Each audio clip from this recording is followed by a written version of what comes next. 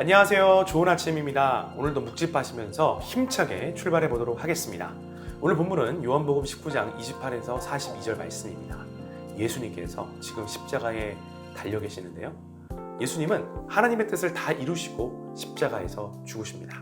그러고 나서 아리마대 요셉과 니고데모가 예수님의 장례를 치르는 장면이 오늘 본문의 내용입니다.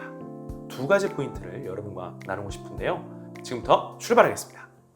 네, 먼저 본문 앞뒤를 살펴보면요, 반복해서 눈에 들어오는 구절이 있어요. 성경을 응하게 하려 함이라.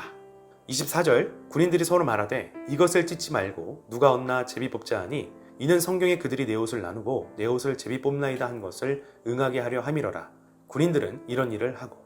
28절, 그 후에 예수께서 모든 일이 이미 이루어진 줄 아시고 성경을 응하게 하려 하사 이르시되 내가 목마르다 하시니. 36절, 이 일이 일어난 것은 그 뼈가 하나도 꺾이지 아니하리라 한 성경을 응하게 하려 함이라. 예수님의 옷을 나누어 가신 것도, 예수님이 신포도주를 받으신 것도, 예수님이 죽으신 후에 다리가 꺾이지 않은 것도 사소한 우연이 아니라 성경의 예언을 성취한 것이었다는 거예요.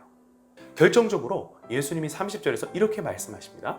예수께서 신포도주를 받으신 후에 이르시되 다 이루었다 하시고 머리를 숙이니 영혼이 떠나가시니라. 네, 아주 유명한 가상칠언의 말씀이죠.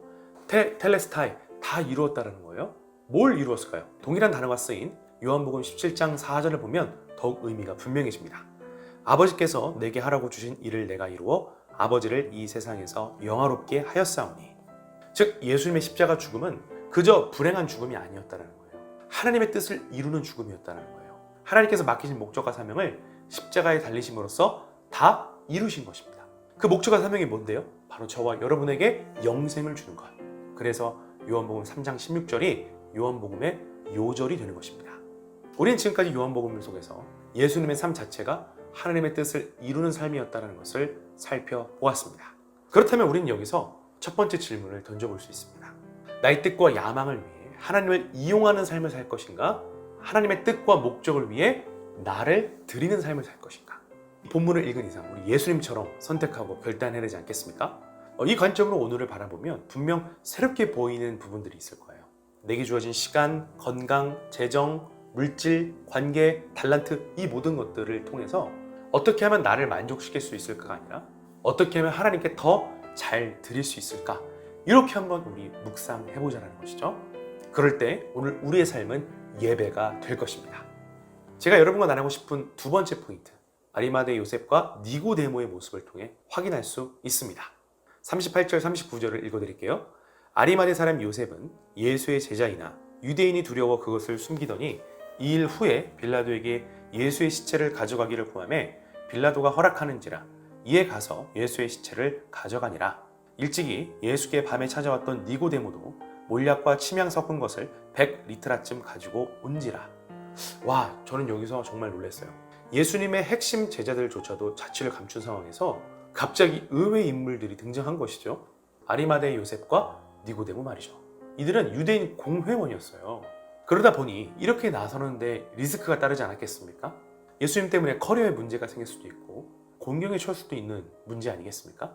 그런데 이들은 예수님의 십자가 죽음의 현장에서 모습을 드러냈다는 것입니다.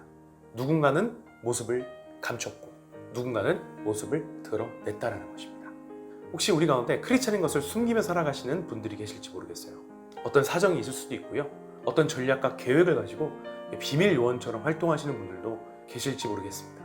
그렇지만 결국 우리는 인생의 어느 지점에서는 내가 섬기는 주인이 누구인지, 난 누구를 사랑하고 누구를 따르는지에 대해서 분명히 밝혀야 할 때가 온다는 것입니다.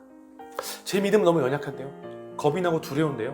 네, 그렇지만 연약한 믿음이 거짓 믿음은 아니잖아요. 자취를 감췄던 12 제자들도요, 결국에는 성령의 충만함을 받고 예수님을 증언하는 삶으로 새롭게 나아갔습니다. 이처럼 우리도 예수님을 잘 따라가기 위해서 날마다 새롭게 하시는 주님의 은혜를 구하면서 말씀과 성령의 충만함을 구하며 나아가야 하겠습니다. 하나님의 뜻과 목적을 이루는 삶, 예수가 주인이심을 담대히 드러내는 삶, 바로 저와 여러분의 삶임을 믿습니다. 오늘 하루도 승리하시고요. 주님의 이름으로 사랑하고 축복합니다. 감사합니다.